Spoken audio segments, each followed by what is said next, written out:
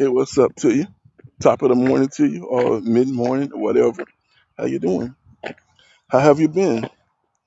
Now, clearly, we all that seen the video, we all got the same conclusion. 99.5% of us. Dude was handcuffed, face down, and the white cop had his knee on his neck. Why? Why did he do it? He didn't have to.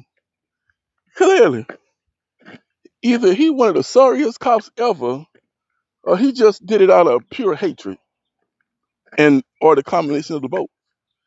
Because clearly, dude did not pose a threat to him or the other three idiots that was with him. Now, since that has happened, there has been a spark of rioting and terror in the cities across America. Now, the crazy part is, it's twofold with what I'm about to say with this. One, people are just aggravated, angry, tired of what's been going on since the Rodney King trial. Yeah, justice in America not fair. We know that. Let's just be real. Let's call a spade, a ace a ace. Let's just be true with this thing right here. Number two, why did it took so long for them to come up with a result or a charge? And then the charge was third degree murder. What is third degree murder? It should have been first degree murder. And then people start people start having rallies and marches. And then it turned to violence. But still, at the end of the day, nobody's really willing to say what we already know, that there's a racial problem in America. There's racial tension in America. I mean, let's just be real. There's a problem. But the problem is, number two, what are we going to do about it as a people of color? Are you going to vote Tuesday? That's the first thing. Are you even voting? That's my thing. You're not even voting, so what are you talking about? Number two, destroying something and stealing is not the best route to go. I mean, it's not. Technically, you're helping your enemy out financially. Just my little tip and just what I can do, my little thought process is we just now opening back up from coronavirus. So a lot of these major companies took a hit. They lost a lot of money. I'm out here sweating. Boy, it's hot out here. It's like 80 degrees. I should have did this earlier today. But anyway, this is just my little just my little thought. Now all these companies lost a lot of money during the coronavirus. So burning down their building and helping them with the insurance claims or whatever don't help our situation. That help their situation. And I see somebody say, well, it take a while for insurance to pay out. Yes, it does take insurance a while to pay out.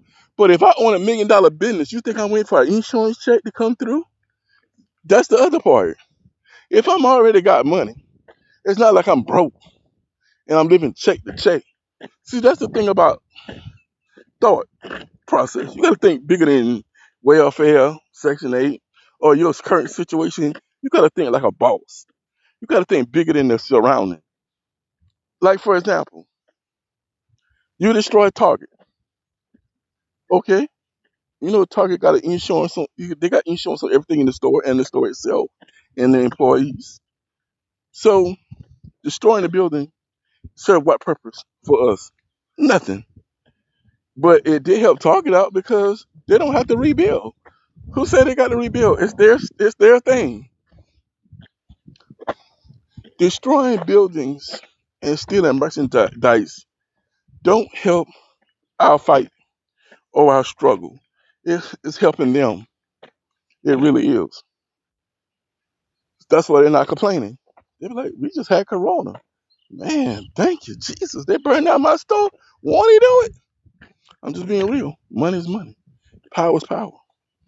Number two, stop following up the hype of somebody because everybody that with you is not always for your greater good.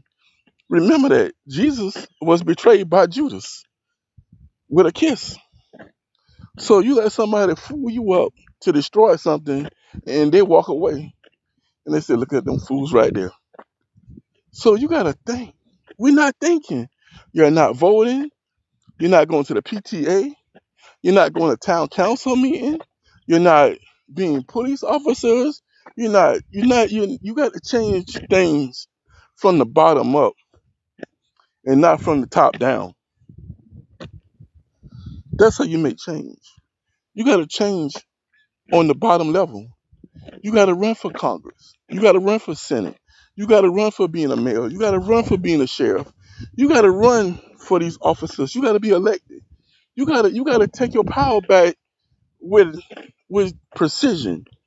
When you go to a surgeon, they have a plan. What they're gonna do in the operating room. They don't be like, well, I'm just gonna cut that there out and I'm gonna do that there and I'm gonna move that there around and we're gonna see how that gonna work for your life. No, they have a team of people for each case that they go to or surgery they perform. They don't go in there. Or that's what it takes. That's what they get. They have a plan and they have a backup plan and they have a backup plan for a backup plan. So what is our backup plan when this thing blow over? What are we gonna do next?